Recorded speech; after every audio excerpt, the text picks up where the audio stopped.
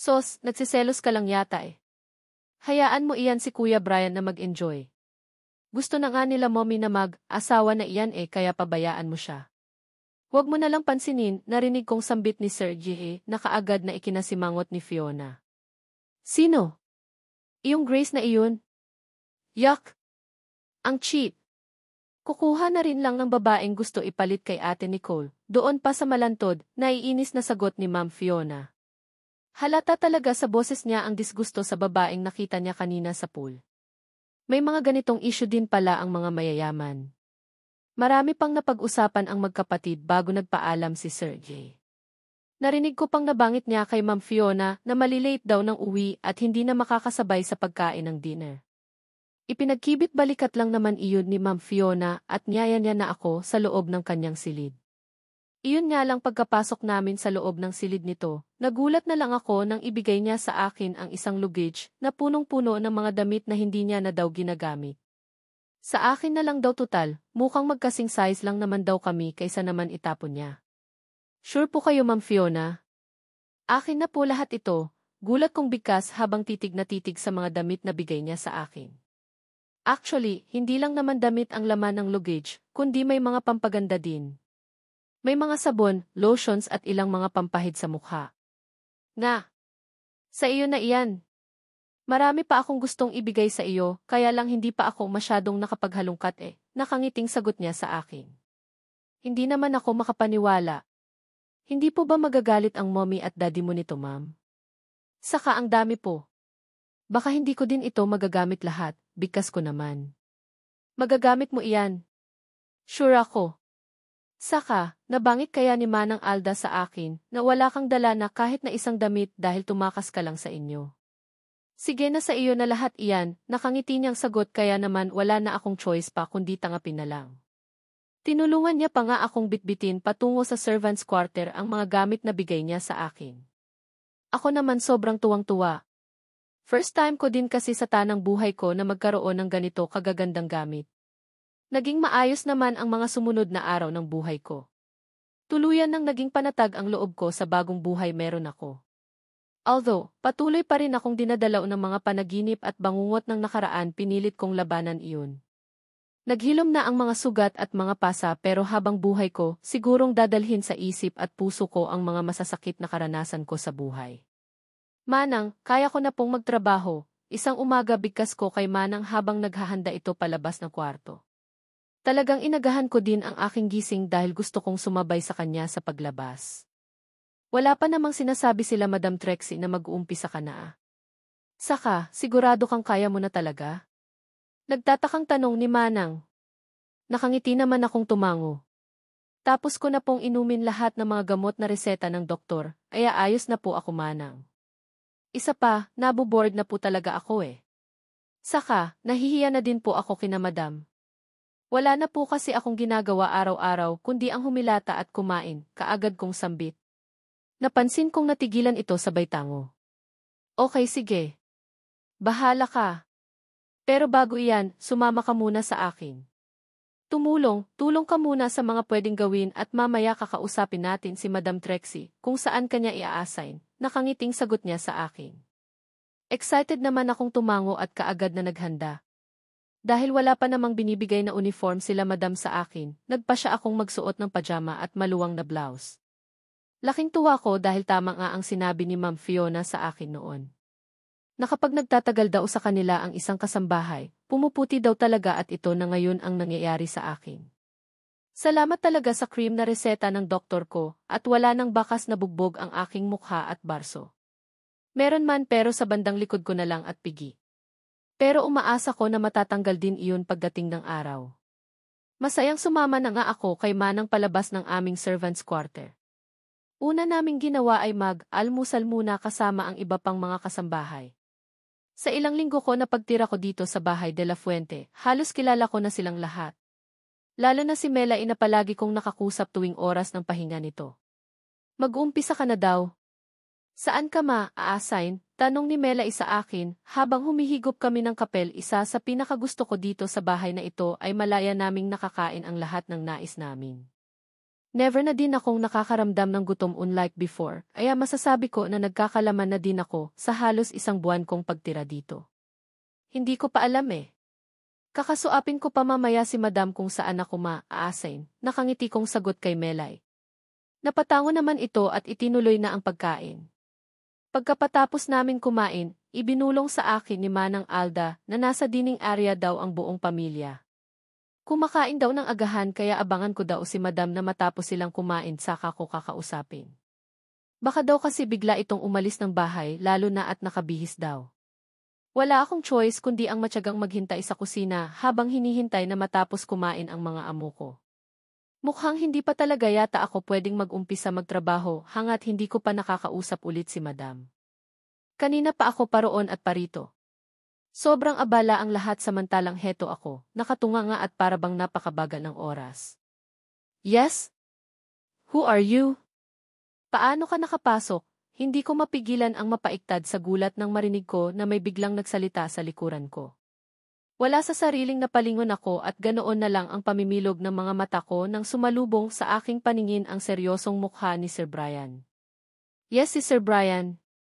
Ni hindi ko man lang namalayan ang pagpasok niya dito sa kusina. Ha? Ano po sir, sorry po, mahina kong sambit. Napansin kong biglang nagsalubong ang kilay niya, kaya hindi ko mapigilan ang makaramdam ng kaba. Who are you? Ano ang ginagawa mo dito sa kusina? Seryosong tanong niya sa akin. Parang gusto kong panginigan ang tuhod sa klase ng titig na ibinabato niya sa akin ngayon. Saka, hindi niya ba ako naalala? Nakalimutan niya na ba ako? Sa bagay, simula noong isinugod pala ako sa hospital, never nang nag-cruise ang landas namin. Si Ma'am Fiona at Sir G ang palagi kong nakikita dito sa bahay dahil si Ma'am Bella pala ay nasa Amerika. Si Ma'am Brianna naman ay may asawa na daw at bihira lang daw kung dumalaw dito sa bahay. Ako po iyong kasama ni Manang Alda. Kinakabahan kong sagot sa kanya. Napansin kong halos nagdikit ang kanyang kilay na parabang bigla siyang nahulog sa malalim na pag-iisip bago gulat na tumitig sa akin. Manang Alda? Meaning to say, ikaw yung babaeng bugbog sarado na kasama ni Manang Alda noong gabing iyon na isinugod namin sa hospital, gulat niyang bigkas. Napansin kong lalo siyang lumapit sa akin at sinipat ako ng tingin mula ulo hanggang paa. Halata sa mukha niya ang hindi makapaniwala. Ako nga po sir at salamat po sa inyo. Mahina kong sagot. Sobrang lakas ng kabog ng dibdib ko. Fuck, ikaw na iyon? Sigurado ka? Seryosong tanong niya. Wala sa sariling napatango ako habang nakayuko. Hindi ko na din kasi kayang salubungin pa ang mga titig niya sa akin. Ako nga po iyon sir. Si Angela po, mahina kong sagot sa kanya. Great. Good. Magaling ka na at mukhang nakarecover ka na . Sa pagkakataon na ito, bakas na sa boses niya ang tuwa kaya naman muli akong napaangat ng aking tingin. Nga po. Mamagaling na po ang mga sugat ko sir at salamat po sa tulong niyo, mahina kong sambit. Kung hindi niya pala ako nakita ngayon, tiyak pala na nakalimutan niya na ako. Pero ayos na din dahil kahit papaano nakapagpasalamat ako sa kanya. Good. Very good. Shit, sa sobrang abala ko ni hindi ko man lang nakumusta kina Mommy at Manang Alda ang kalagayan mo. I'm so happy na magaling ka na, nakangiti niyan sagot sa akin. Hindi ko naman malaman kung ingiti or tatango ba ako. Saka, ano kaya nagkailangan niya dito sa kusina? Bakit parang ang tagal niya na dito tapos wala ba siyang balak umalis? Aayos lang po sir. Hay hindi naman po mahalaga kung naaalala niyo po ako or hindi. Basta po, sa panig ko hindi ko po kayo makakalimutan dahil kayo po ang unang gumawa ng hakbang para magamot ako, nahihiya kong sagot sa kanya. Well, no need to mention it. Ang importante magaling ka na. Pasensya ka na sa akin kanina kung nagulat kita. Nagtaka lang kasi talaga ako dahil ang layo ng hitsura mo sa dati, nakangiti niyang sagot sa akin. Nga po nahihiya kong sagot sa kanya. Nagdarasal na sana umalis na siya at tapusin niya na ang pag-uusap amin total naman nakapagpasalamat na ako sa kanya. So, ano ang ginagawa mo dito sa kusina? Kumain ka na ba? Tanong niya. Mukhang marami pa yata siyang tanong na gustong ibato sa akin, kaya wala din akong choice, kundi maayos na sagutin ang mga iyon kahit na para na akong matutunaw sa sobrang hiya. Ang gwapo kasi talaga ni Sir. Lalo na sa kasuotan niya ngayon. Nagmukha siyang kagalang-galang dahil nakakurbata siya at naka-Amerikana din siya. Tapos na po sir, kukumain na po ako. Hay, hinihintay ko po na matapos kumain si Madam Trixie dahil kakausapin ko po siya. Nahihiya kong sagot sa kanya. Si Mommy. Ililay, ano ang kailangan mo sa kanya? Saka, bakit hindi ka nalang pumusok kanina sa dining area para makausap siya? Ayan tuloy, naghintay ka pa ng matagal dito sa kusina, bigkas niya. Mukhang hindi naman siya istrikto katulad ng inaasahan ko kaya kahit paano naging palagay na din naman ang loob ko. Nakakahiya po kasi kung mang-istorbo ako. Saka, gusto ko lang pong magpaalam sa mommy niyo po na kung pwede na akong mag-umpisang magtrabaho, mahina kong sagot sa kanya. Trabaho? Magtatrabaho ka? Ano namang klaseng trabaho iyon? Tanong niya na naman. Wala sa sariling muli akong napaangat ng tingin at napatitig kay Sir Brian. Kanina ko pa kasi napapansin na sa tuwing sinasagot ko ang tanong niya, binabato niya ulit ako ng panibagong tanong. Nako, baka hindi na kami matapos nito. Hindi ko pa po alam sir eh. Kaya nga po kakausapin ko ang mommy niyo, nahihiya kong sagot. Hindi naman siya nakaimik. Basta, nakatayo lang siya sa harapan ko at pinagmamasdan ako. Hindi ko tuloy malaman ang gagawin ko. Wala na yata siyang gustong itanong sa akin pero bakit hindi pa rin siya umaalis? Angela, nandito ka lang pala, hindi ko mapigilan ang pagguhit ng masayang ngiti sa labi ko nang biglang pumasok dito sa loob ng kusina si Manang Alda. Iyon nga lang, hindi niya na natuloy pa ang sasabihin niya nang mapadako ang tingin niya kay Sir Brian. Ay sir, kayo po pala. Good morning po. Narinig kong bati ni Manang Alda kay Sir Brian. Labis akong nagpasalamat dahil sa wakas may dumating din at ligtas na ako sa question and answer portion sa pagitan naming dalawa ni Sir. Good morning Manang. Natutuwa ako dahil mukhang magaling na si Angela. Nakangiting sagot naman ni Sir Brian kay Manang. Ah, Sir. Magaling na siya. Tingnan niyo po lumabas din ang tunay na kulay ng kanyang balat. Salamat nga po pala sa tulong niyo Sir, nakangiting sagot naman ni Manang. Tumango naman si Sir at pinukol niya muna ako ng tingin bago muling nagsalita. You're welcome. Masaya ako dahil sa wakas gumaling din siya. Sige na po, mauna na ako sa inyo. Angela, ingat ka ha. I'll suggest na huwag ka munang magpagod. Nakangiting paalam nito at hindi na ako nakaiwas pa nang biglang dumantay ang kamay niya tuktok ng ulo ko at ginulo ang buhok ko bago siya naglakad paalis. Nagulat man sa ginawa niya pero hindi na ako nakaimik pa. Nako, napakabait talaga nitong si Sir Brian. Teka lang, nag-thank you ka na ba sa kanya Angela? Seryosong wika ni Manang Alda nang kami na lang ang naiwan dito sa kusina. Wala sa sariling napatango naman ako. Sa totoo lang, gulat pa rin ako sa simpleng ginawa ni Sir Brian. Hindi ko maintindihan ang sarili ko dahil sa simpleng bagay na pagpatong ng kamay niya sa buhok ko ay para bang bigla akong nakaramdam ng kilig. Feeling ko tuloy closed na kaming dalawa. Opo, nag-thank you na po ako sa kanya Manang, nakangiti kong sagot. Mabuti naman kung ganoon. May pagkamasungit din iyang si Sir Brian na kagaya ng daddy niya na si Sir Dominic pero mabait din naman iyan. Teka lang, nakausap ko nga pala si Madam, sinabi ko na ang gusto mo at gusto ka daw niyang makausap. Nasa garden siya ngayon, nakangiting sagot ni Manang. Kaagad namang namilog ang mga mata ko dahil sa tuwa. Talaga po? Sige po Manang, pupuntahan ko po siya. Naku, sana tanggap na po ako. Sana pumayag na po siya na magtrabaho na ako, excited kong bigkas. E di kumbinsihin mo siya. Pero kung ano ang sasabihin ng amo natin, maayos mong tanggapin ha?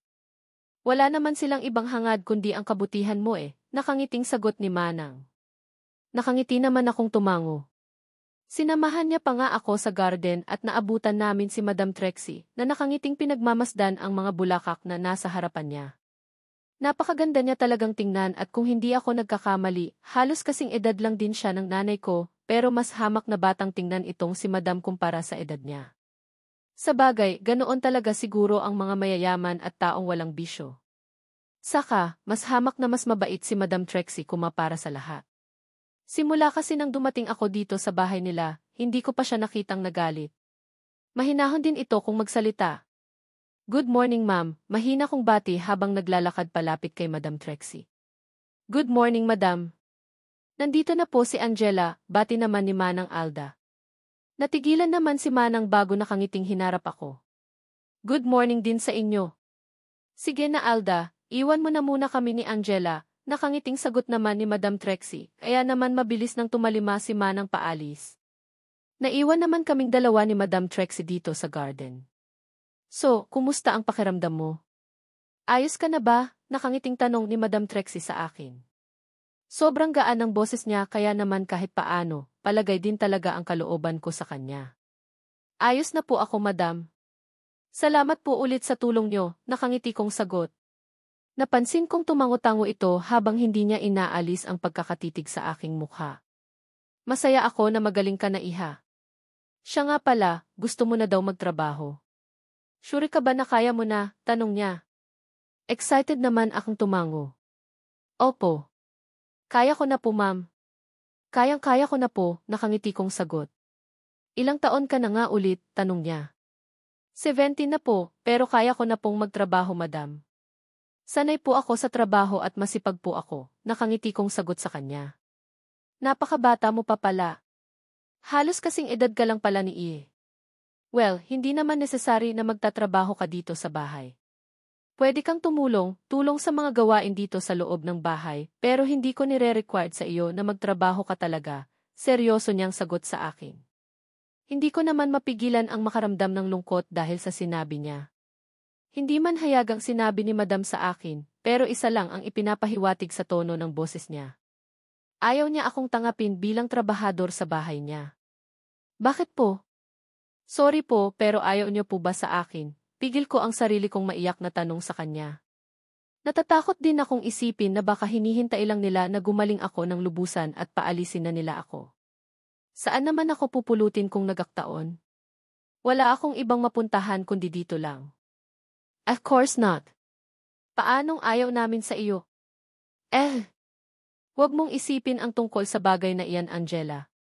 Of course, gusto ka namin kaya nga hangat maari, ayaw muna namin na pagtrabahuin ka dahil sa kondisyon mo ngayon. 17 ka pa lang at sa mga ganyang edad, dapat enjoy mo ang buhay mo. Ang pagiging bata mo. Hindi ka pa dapat magtrabaho, nakangiting paliwanag naman ni Madam Trixie sa akin. Kung kanina ay naiiyak na ako sa sobrang lungkot, kabaliktaran naman ang nararamdaman ko ngayon. Sobrang saya ko dahil hindi ko naman akalain na ito pala ang inisip ng amo ko. Kaya pala ayaw nila akong pagtrabahuin dahil masyado pa daw akong bata. Kabaliktaran naman ang nais ni Madam kumpara sa gusto ng tunay kong ina. Sorry po. Akala ko po ayaw niyo na sa akin eh.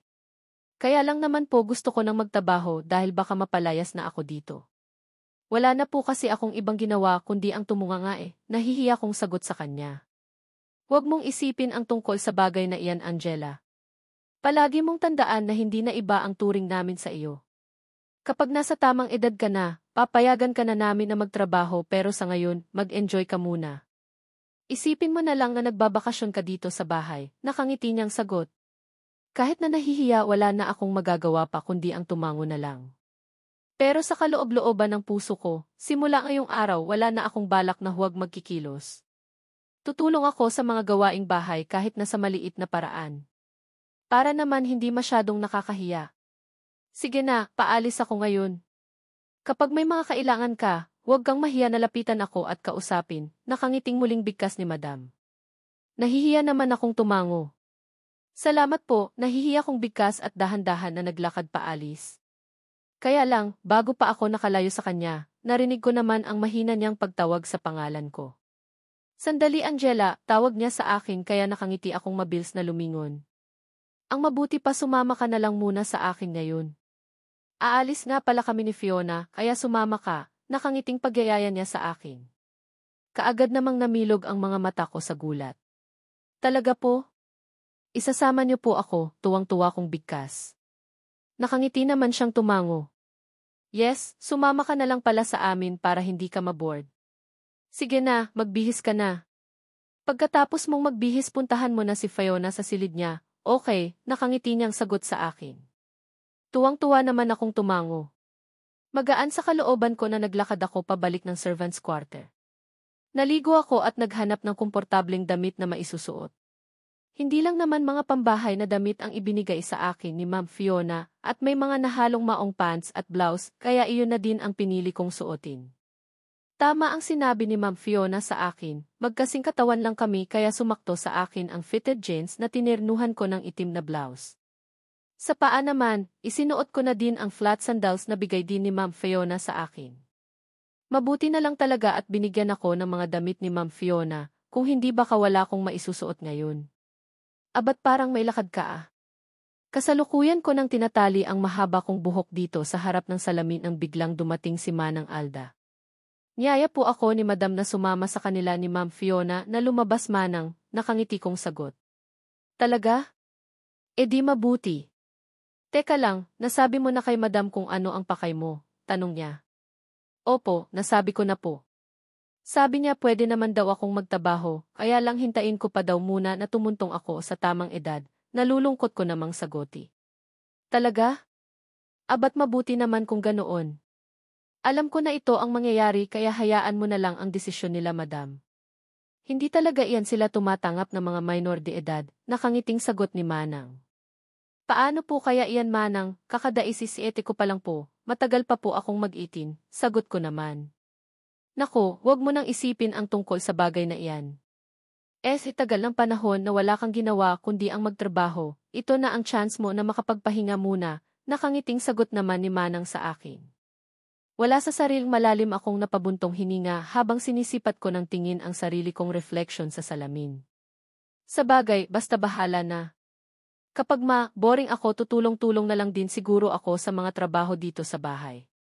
Ayos lang naman po sa akin kahit na walang sweldo basta ang importante makakakain ako at may matutuluyan ako, nakangiti kong sagot. Nako, ikaw talagang bata ka kung ano ang naiisip mo. Sige na, bilisan mo na. Baka ikaw na lang ang hinihintay nila Madam, nakangiti niyang sagot sa akin. Manang, palagay niyo po, bagay po ba sa akin ang suot ko ngayon? Maganda po ba? Nakangiti kong tanong kay Manang at umikot pa talaga ako sa harapan niya. Abat naman. Ang ganda mo kaya. Dalagang-dalaga ka ng tingnan Angela. Naakniting sagot niya sa akin. Hindi ko naman mapigilan ang matawa. Talaga po?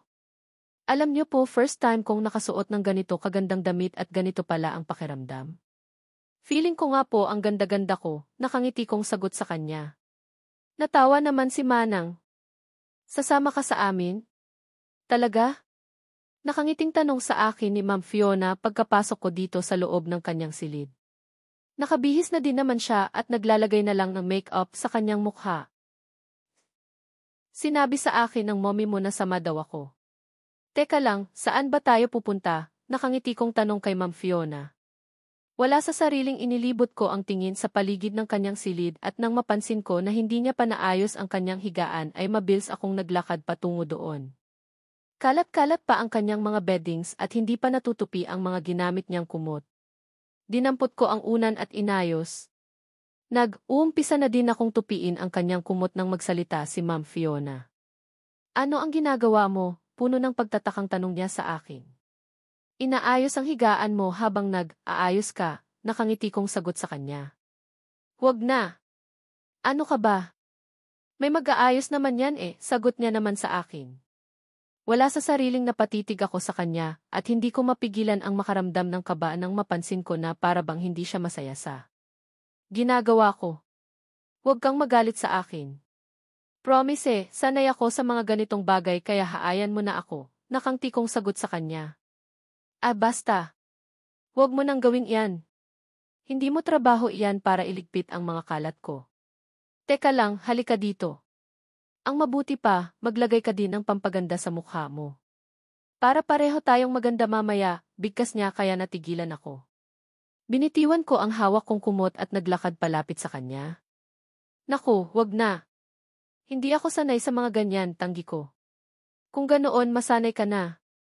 Ganito talaga dito sa Manila, ang mga dalaga dapat naglalagay ng mga pampaganda. Makeup, lipstick at blush on at kung ano pa, bigkas niya sabay kuha ng cream at ini-apply niya iyon sa aking pisngi.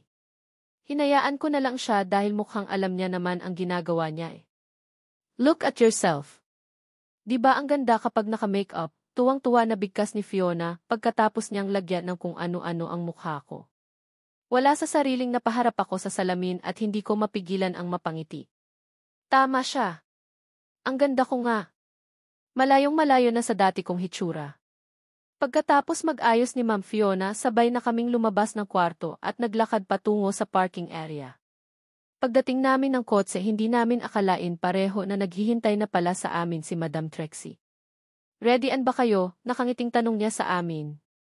Kaagad namang tumango si Ma'am Fiona. "Saan nga pala tayo pupuna, Mom?" Tanong ni Ma'am Fiona sa mommy niya habang binubuksan niya ang pintaon ng kotse at pinauna akong pinasakay sa loob.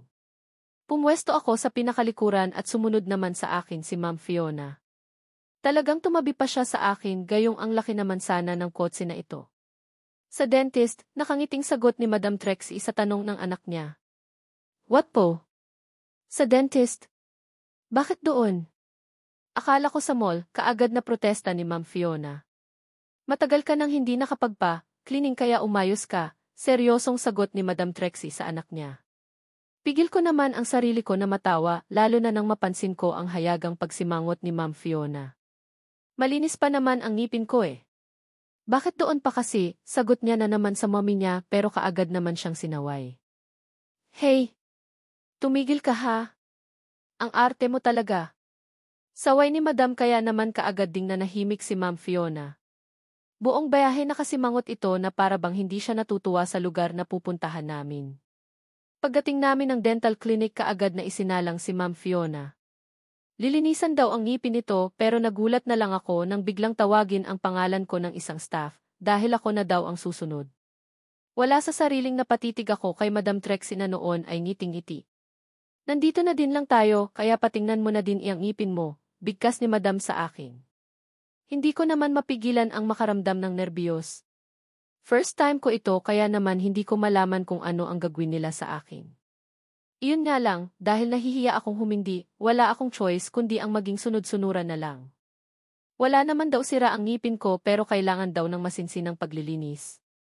Dahil first time kong magpa-cleaning medyo nagtagal. Pagkatapos kong nalinisan, kaagad na din akong naglakad palapit kay Ma'am Fiona na noon ay nakaupo na sa waiting area. Mukhang tapos na din siya. Bad trip si mommy, di ba? Kung alam ko lang na dito ang punta natin, hindi talaga ako sasama, nakasimangot na bigkas niya. Hindi ko naman mapigilan ang mapangiti. Sa totoo lang, hindi ako nagsisisi na dito kami dinala ni Madam. Imagine, ang sarap pala sa pakiramdam pagkatapos magpalinis ng ngipin. Feeling ko ang fresh ng hininga ko. Pagkagaling namin ng clinic, diretso kami sa opisina nila Sir Dominic. Muli nagpahayag ng pagtutol si Fiona na sana sa mall daw kami dapat dumiretso pero wala na siyang mag-aawa pa ng pandilatan siya ng mommy niya. Sa akin naman walang problema kahit na saan kami magpunta. Para sa akin, pamamasyal lang itong ginagawa namin lalo na at lahat ng mga nadadaanan namin ay bago sa paningin ko. Diretso kami sa mataas na building at sa pagbaba pa lang ng kotse at pagpasok sa loob, kabi-kabilaan na ang pagbati kay Madam Trixie ang naririnig namin. Tahimik lang akong nakasunod sa mag-ina habang hindi ko mapigilan ang mamangha sa aking mga nakikita, lalo na noong pumasok kami sa isang silid at elevator daw ang tawag noon. Ramdam ko kasi ang pag-angat namin at ang biglang paghinto. Alam mo ba, gusto lang yan ni mommy hulihin kung may babae si daddy kaya may pa-surprised visit siya, pabulong na bigkas ni Ma'am Fiona sa akin pagkalabas namin sa loob ng elevator. Mabuti na lang talaga at sobrang bilis ng hakbang ni Madam Trixie palayo sa amin kung hindi baka mapagalitan na itong si Ma'am Fiona sa dami niyang reklamo. "Halika na. Sana lang talaga makadaan tayo ng mall para naman hindi masayang ang araw na ito," bigkas ni Ma'am Fiona at mabilis na din na naglakad. Tahimik naman akong nakasunod sa kanya hanggang sa pumasok kami sa isang silid at naabutan namin si Madam Trixie na nakaupo na sa isang sofa habang kausap niya si Sir Dominic at ang isa pa nilang anak na si Sir Brian. Isa-isang nilapitan naman ni Ma'am Fiona ang kanyang ama at kapatid na si Sir Brian para batiin at humalik sa pisngi ng mga ito. Tahimik lang akong nakamasid habang hindi ko mapigilan ang ilibot ang tingin sa buong paligid. Hindi ko akalain na ganito pala ang hitsura ng isang opisina. Ang ganda at nakakapagtaka din kung ano ba ang ginagawa nila dito sa loob. Kung ano ba talagang trabaho ang pinagkakaabalahan nila. Computers at puro mga papeles lang kasi ang nakikita ko. Mom, pwede bang sa mall na lang kami ni Angela? Wala naman kaming gagawin dito naring kong muling angal ni Ma'am Fiona. Hindi pa rin pala niya nakalimutan ang tungkol sa pagmumall at hanggang ngayon bukang bibig niya pa rin. Hey, tumigil ka. Puro mga walang kwentang bagay lang naman ang bibilihin mo sa mall na iyan, narinig kong saway ni Madam Trixie sa anak niya. Pigil ko. Tuloy ang matawa lalo na nang mapansin ko ang kaagad na pagsimangot ni Ma'am Fiona. We will buy frap na lang sa ibaba, sagot nito at kaagad kong naramdaman ang paghawak niya sa kamay ko. Natigilan naman ako at wala sa sariling napatitig ako kina Madam. Naghihintay kung ayon ba sila sa gusto ng anak nila. Stay here. Kung ano-ano iyang naiisip mo tapos idadamay mo pa sa kalokohan mo iyang si Angela, sabat naman ni Sir Brian na labis kong ikinagulat. Simula noong pumasok kami dito sa loob ng opisina, ngayon ko lang siya narinig na nagsalita. Kuya. Ano naman ang gagawin namin dito? Bibili lang kami ng maiinom ni Angela sa ibaba tapos babalik din naman kaagad kami pamimilit naman ni Ma'am Fiona. Ayaw talaga patalo kaya naman mas pinili ko na lang na manahimik. Hayaan mo din ang mga bata. Kanina pa iyan si Fiona nabuboard saka may coffee shop naman dyan sa ibaba. Hindi naman lalayo ang mga iyan, narinig kong sabat naman ni Madam Trixie na labis na ikinangiti ni Fiona. Inirapan pa nito si Sir Brian sabay hila sa akin palabas ng opisina. Let's go Angela. Huwag mong pansinin iyan si Kuya at killjoy lang talaga iyan, bigkas niya kaya naman nagpasyanod na lang din ako. Pagkalabas namin ng opisina, naabutan pa namin ang ilan sa mga staff na abala sa kani-kanilang mga ginagawa sa harap ng computer. Naisip ko lang na parang kay sarap ng mga trabaho nila. Nandito lang sila sa loob at air-condition pa ang buong paligid. Diretso kami ni Ma'am Fiona sa may elevator at bago pa bumukas iyon napansin ko ang presensya ni Sir Brian na palapit sa amin. Mukhang sinundan kami kaya naman wala sa sariling napakalabit ako kay Ma'am Fiona. Ang kuya mo ma'am, bigkas ko pa. Kaagad naman itong napatingin sa gawin ng kuya niya at napansin ko pa nga ang kaagad na pagsimangot nito. Ano na naman kaya ang kailangan ni kuya? Huwag niyang sabihin na sinundan niya tayo, bigkas niya pa. Wala sa sariling muling napatingin ako kay Sir Brian at kaagad din akong napaiwas ng tingin nang mapansin ko na direktang nakatitig din siya sa akin. Kuya! Bakit po? Sasamahan mo kami, narinig kong tanong ni Ma'am Fiona dito kasabay ng pagbukas ng elevator. Nagpatiunan na akong pumasok sa loob at mabilis naman na sumunod si Sir Brian na noon ay tuluyan nang nakalapit sa amin, kasunod din ni Ma'am Fiona. Palagay mo, hahayaan ko kayong lumabas-labas na walang kasama? Seryosong tanong naman ni Sir Brian sa kapatid niya.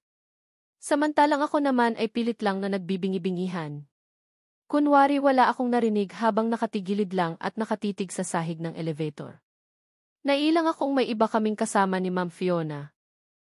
Palagay na ang loob ko sa kanya pero kay Sir Brian, nahihiya ako sa kanya. Hindi ko din kayang tumitig ng diretso sa kanya.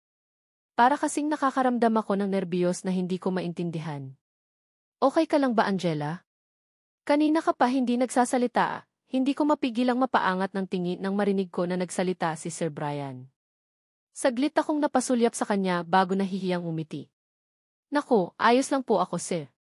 Huwag niyo na lang po akong pansinin, mahina kong sagot sa bayu ko. Huwag kang mahiya sa amin. Halos 1 buwan ka na pala naming kasama sa bahay tapos nahihiya ka pa rin sa amin. Ipagpalagay mo ang kalooban mo, bigkas ni Sir Brian na hindi ko naman malaman kung ano ang isaagot ko. Wala kasi talaga akong maapuhap na tamang salita Nabablangko ang utak ko at hindi ko alam kung ano ang sasabihin ko. Ipinanganak at lumaki ako na wala masyadong kumakausap sa akin, kaya naman sanay talaga ako na hindi nagsasalita. Mahiyain talaga iyang si Angela, kuya. Kahit na palagi ko siyang nakakausap, bihira lang iyan siyang magsalita, natatawang sabat naman ni Ma'am Fiona. Bigla naman akong nakakaramdam ng pag-iinit ng pisngi ko dahil sa sinabi niya. Uy, tingnan mo kuya nagbablush si Angela. Namumula ang pisngi niya, pabirong bigkas ni Ma'am Fiona, kaya naman lalo akong nakaramdam ng pagkailang. Nagbablush daw ako. Hindi nga. Diretso kami sa isang coffee shop kasama si Sir Brian. Mabuti na lang at pagkalabas namin ng elevator, hindi na nagsalita ulit si Ma'am Fiona. Kanina pa kasi talaga ako hindi mapakali Ano ang gusto mong kainin or inumin, Angela? Tahimik lang akong nakatayo dito sa likuran ni Ma'am Fiona nang mula sa tagiliran ko biglang nagsalita si Sir Brian. Nako, busog pa po ako, sir. Nahihiya kong sagot sa kanya. Wala naman talaga akong balak na bumili dahil wala naman din akong pera. Nakakahiya naman na magsabi gayong wala naman akong pambayad at isa pa, ang mahal pala ng mga paninda dito. Inumin lang ang mahal na. Come on, wag ka nang mahiya. Ano ang gusto mo para ibibili kita? Muli niyang tanong sa akin. Kaagad naman akong umiling. Wag na po, sir. Ayos lang po talaga ako. Sinamahan ko lang po talaga si Ma'am Fiona, muli kong bigkas. Parang gusto ko nang lumubog sa aking kinatatayuan. Ewan ko ba, wala namang ibang ginawa itong si Sir Brian, kundi ang tanungin ako kung ano ang gusto ko at hindi ko maintindihan ang sarili ko kung bakit ako nahihiya sa kanya ng ganito. Okay, ako na ang bahala. Mukhang napakamahiyain mo talaga. Come, maupo ka na muna habang naghihintay. Bigkas niya sabay hawak niya sa kamay ko sabay hila niya sa akin, patungo sa sapang, apat ang mesa. Wala sa sariling nagpasyanod ako, lalo na at sa paghawak niya sa kamay ko, kakaibang damdamin ang kaagad na lumukob sa buo kong pagkatao. Damdamin na ngayon ko lang naradaman sa isang lalaki. Dito ka lang. Maupo ka na muna dito.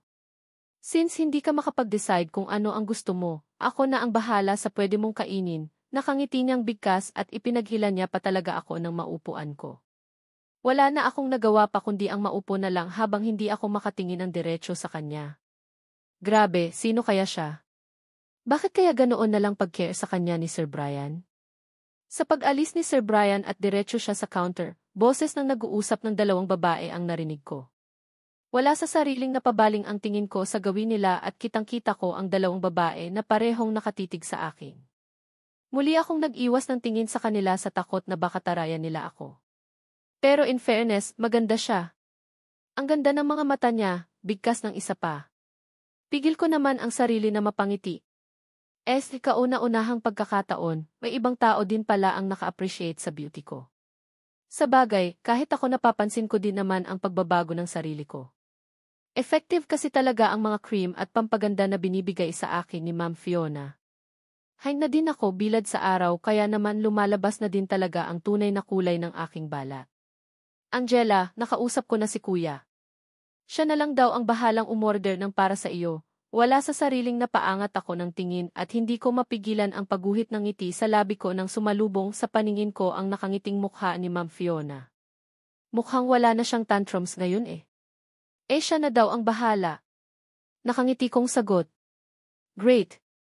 Siya nga pala, nangako si Kuya na sasamahan niya tayo sa mall after ng work niya. Ang bait ni Kuya, di ba? Sabi ko na nga ba hindi niya talaga ako matitiis, nakangiti niyang sagot sa akin. Talaga? Naku, nakakatuwa naman. Alam mo first time ko iyan kung sakali. Hindi pa ako nakakapunta ng mall nakangiti kong sagot sa kanya. Talaga? Wow! Sakto, magmaling tayo mamaya tapos sasamahan tayo ni Kuya. Sinasabi ko sa iyo, galante iyan at pwede nating bilihin lahat ng gusto natin, nakangiti niyang sagot. Tanging ngiti lang din ang naging sagot ko kay Fiona dahil wala naman akong karapatan sa shopping na sinasabi niya. Sasama lang ako dahil gusto kong makita ang mga bagay na never ko pang nakita sa tanang buhay ko. Here we go, wala sa sariling napaangat ako ng tingin nang lumapag sa harapan namin ni Ma'am Fiona ang isang tray na may lamang mga inumin at mga sweets. Wow, ang sarap, narinig kong bigkas ni Ma'am Fiona at kinuha ang isa sa mga inumin. May naiwan pang dalawa at nagulat na lang ako nang bigla iyong dinampot ni Sir Brian at inilapag iyon sa harapan ko. Siya na din ang naglagay ng straw kaya iinumin ko na lang. Naku, thank you sir, nahihiya kong sagot. Imagine, binilihan niya talaga ako. Dahil curious ako sa lasa wala sa sariling dinampot ko iyon at tumikim ng kaunti. Hindi ko pa nga mapigilan ang pagguhit ng ngiti sa labi ko nang malasahan ko at sobrang nagustuhan ko. Malamig, creamy at ang sarap. Nagustuhan mo ba ang lasa? Narinig kong tanong ni Sir Brian sa akin, kaya wala sa sariling napatingin ako sa kanya. Titig na titig siya sa akin kaya naman nahihiya akong tumango. Opo, ang sarap po pala nito, nakangiti kong sagot. Good. Here, may cake ka pa dito. Kainin mo iyan dahil pagkatapos nito, aalis tayo, nakangiti niyang sagot sa akin. Wala sa sariling napatango ako sabay dampot sa tinidor para tikman ang cake na sinasabi niya. Sure ako na masarap din dahil sa histura palang nakakatakam na. Kuya minor pa si Angela. Kagaya ko hindi pa siya pwedeng mag-boyfriend diba? Narinig kong sambit ni Ma'am Fiona, kaya natigilan ako at nagtatakang napatitig sa kanya. Of course. Bawal pa talaga dahil mga bata pa kayo. Bakit mo na itanong, sagot naman ni Sir Brian. Wala lang, nagpapaalala lang ako. Baka kasi nakalimutan mo nakangiting sagot naman ni Ma'am Fiona na baka sa boses niya ang panunudyo. Nagataka man sa mga salitang binitiwan nito, ipinagkibit-balikat ko na lang iyon dahil wala din naman akong planong magnobyo no. Bata pa ako at marami pa akong gustong gawin. Babayaran ko pa ang mga nagastos nila sa akin noong nahospital ako. Babayaran ko pa lahat ng utang na loob ko sa kanila. Mabilis na lumipas ang mga oras. Sa wakas, natuloy din ang pangarap ni Ma'am Fiona na magmaling daw at walang ibang sumama sa amin kundi si Sir Brian. Pagkatapos nitong makipag-meeting, umalis na din kami samantalang sila Madam Trixie at Sir Dominic naman ay nagpaiwan na sa opisina. Okay girls, saang mall gusto niyong pumunta? Nakangiting tanong ni Sir Brian.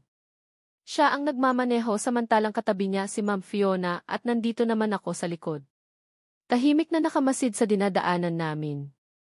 Ni hindi ko na nga pinagtuunan pa ng pansin ang pangalan ng mall na binangit ni Ma'am Fiona. Pagdating namin sa naturang mall, ipinarada lang ni Sir Brian ang kanyang sasakyan ng maayos bago kami pumasok sa loob. Mangha ako sa aking mga nakikita lalo na at bago pa sa paningin ko ang lahat-lahat. Kuya, pwede ba kaming mag-shopping ni Angela? Nakangiting tanong pa ni Ma'am Fiona habang nakahawak siya sa braso ng kanyang kuya. Tahimik lang din naman akong nakasunod sa kanila habang abala ang mga mata ka sa kakamasid sa buong paligid. Sure. Narinig kong sambit ni Sir Brian at napansin ko pa nga paglingon niya sa akin. Angela, ayos ka lang ba? Narinig kong tanong niya sa akin. Automatiko na gumuhit ang ngiti sa labi ko sabay tango. Opo, ayos lang ako sir, sagot ko. Huwag kang humiwalay sa amin Angela baka mawala ka. Wala ka pa namang phone. Hindi ka namin matawagan, ngiting-ngiti na sabat naman ni Ma'am Fiona. Wala sa sariling napatitig ako kay Sir Brian at muli ding nag-iwas ng tingin nang mapansin ko na titig na naman siya sa akin. Ewan ko ba dito kay Sir?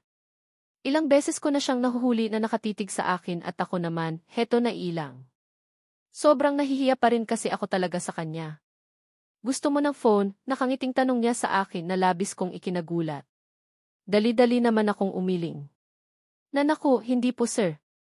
Hindi po, dali kong sagot na sinabayan ko pa ng makailang ulit na pag-iling. Isang mahinang pagtawa naman ang narinig ko mula kay Sir Brian bago siya nagsalita. Ikaw talaga. Napakamahiyain mo. Ilang beses ko bang sabihin sa iyo na huwag kang mahiya sa amin? Nakangiting tanong niya. Naku, hindi naman po ako nahihiya sir, sagot ko naman. Sure ka? Ano iyang ginagawa mo sa ngayon? Tanong niya. Hindi ko naman malaman ang isasagot ko at wala sa sariling napatitig ako kay Ma'am Fiona at kitang-kita ko ang ngiting naglalaro sa labi nito habang palipat-lipat ang tingin niya sa aming dalawa ni Sir Brian. Hindi ko tuloy mapigilan ang makaramdam ng lalong pagkapahiya. Baka kung ano na ang naiisip ni Ma'am Fiona sa akin. Baka sabihin niya inaagaw ko ng atensyon ng kuya niya sa kanya. Heist, bakit ba palagi na lang akong pinapansin itong si Sir? Wala po sir. Ganito lang po talaga ako. Pasensya na po, nahihiya kong sagot sa bayu ko. Narinig ko naman ang mahinang pagtawa ni Ma'am Fiona bago ito nagpatiuna na maglakad. Mabilis naman akong napasunod dito pero saglit din na natigilan nang maramdaman ko ang paghawak ni Sir Brian sa kamay ko. Sir, ang kamay ko po, nag-aalangan kong tanong at muling natigil sa paghakbang. Yes, no. Malayo na sa atin si Fiona at baka siya naman ang mawala kung hindi natin siya sundan. Saka maraming tao at baka ikaw naman ang mahiwalay sa amin, nakangiti niyang sagot sa akin. Wala sa sariling napatango ako at dahil sobrang nailang talaga ako, pinilit ko pa ring hilain ang kamay ko na hawak niya pa rin. Hindi naman po siguro ako mawawala sir. Tinandaan ko kaya ang kulay ng suot niyong damit. Saka, mas matangkad po kayo sa mga pangkaraniwan na mga lalaki kaya mabilis ko pa din po kayong mahanap, wala sa sariling sagot ko sa kanya. Hindi naman ako nabigo dahil binitiwan niya naman din naman kaagad ang kamay ko. Iyon nga lang, isang mahinang buntong hininga ang narinig ko sa kanya na para bang dismayado siya.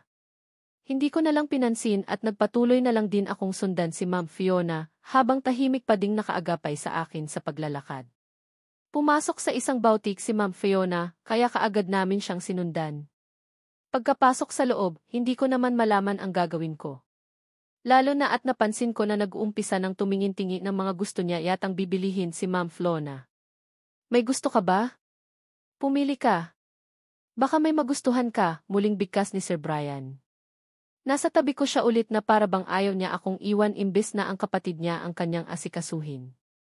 Ha, naku ang dami ko na pong damit sir. Bigay po lahat ni Ma'am Fiona, kaya ayos na po iyon, nahihiya kong sagot sa kanya.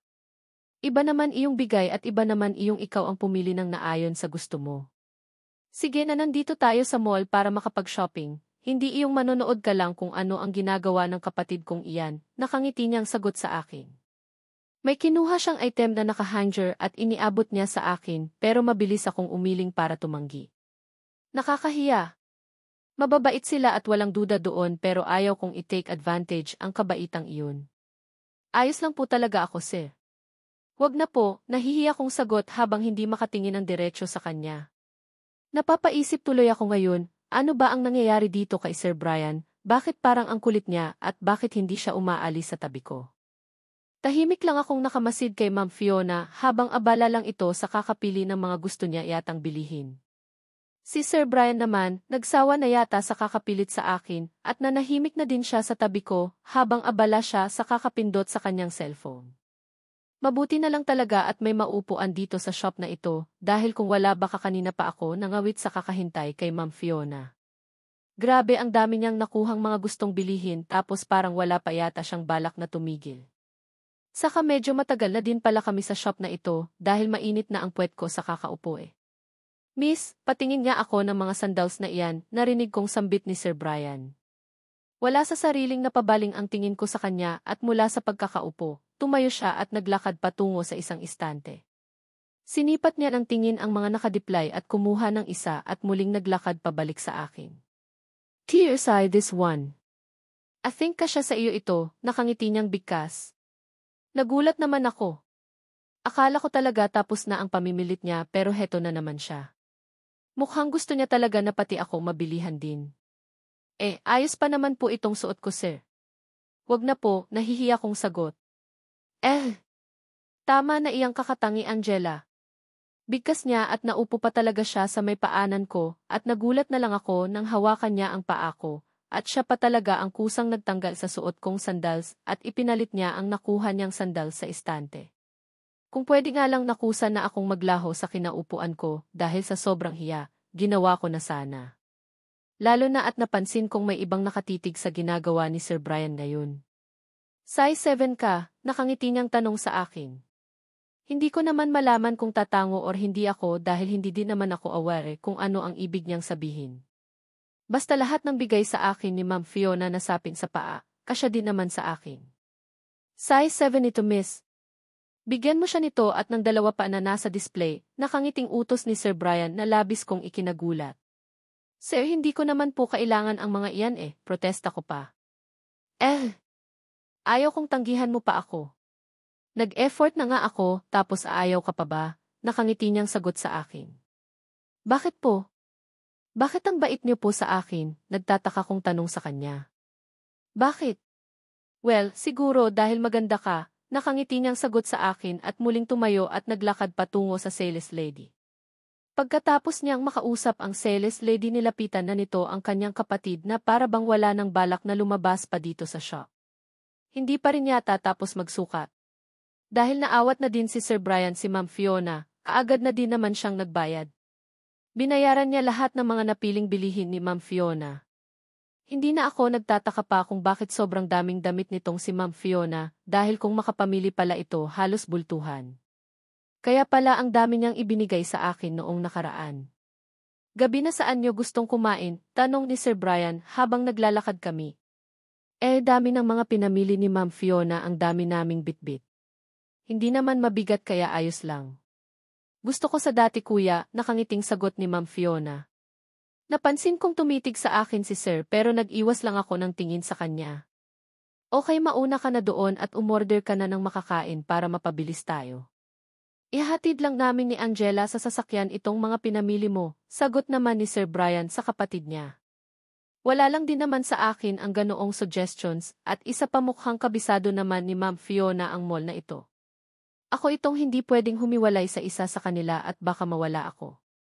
Sure, sige, ako ang bahala sa kakakinin natin, nakangiting sagot ni Ma'am Fiona at iniabot niya pa talaga ang hawak niyang paper bag kay Sir Brian bago mabilis na naglakad paalis. Let's go! Mabigat ba iyang bitbit mo? Akin na iyang iba, narinig kong sambit ni Sir Brian pero mabilis akong umiling. Nako, ayos lang po sir. Hindi po mabigat. Kaya ko po, nakangiti kong sagot. Tumango lang ito at nag-umpisa ng humakbang kaya naman kaagad na din akong napasunod sa kanya. Nasa labas ng mall nakapark ang sasakyan kaya nagulat pa ako nang pagkalabas namin, madilim na pala. Gabi na kaagad. Ang bilis pala talaga lumipas ng oras lalo na kapag abala ka. Pagdating ng kotse, mabilis na ipinasok ni Sir Brian ang mga pinamili ni Ma'am Fiona sa loob. Pati iyong hawak ko, kinuha niya sa kamay ko at siya na din ang nagpasok sa loob habang tahimik lang akong nakamasid sa kanya. So, kumusta? Hindi ka pa ba napapagod?